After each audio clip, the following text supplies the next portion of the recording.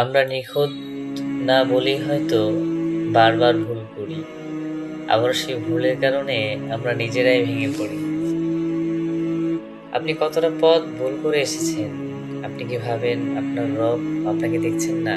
অবশ্যই দেখছেন যে আপনি কতটুকু ব্যাকুল হয়ে তার কাছে ফিরে আসতে চাইতেছেন। দুনিয়া এবং দুনিয়ার মানুষ আপনাকে অতীত দিয়ে বিচার করবে, কিন্তু আপনার রব আপনার বর্তমান আর সুন্দর ভবিষ্যৎ দিয়ে আপনাকে আপন করে নিবেন। তাই নিরাশ হবেন না। আপনার এই ভাঙা মনটা জোড়া দেওয়ার জন্য আপনার রবের একটি ইশারাই আপনার জন্য যথেষ্ট হয়ে যাবে। তাই বিপদে ভেঙে না পড়ে নিজেকে শান্ত রাখুন। বিপদে ধৈর্য ধরুন। আপনার সব অভিযোগের কথা আপনার রবকেই বলুন। একটা কথা কি জানেন? আপনার রব আপনাকে ফিরিয়ে দেওয়ার জন্য নয়, বরং আপনাকে কিছু দেওয়ার জন্যই ডাকতে থাকেন।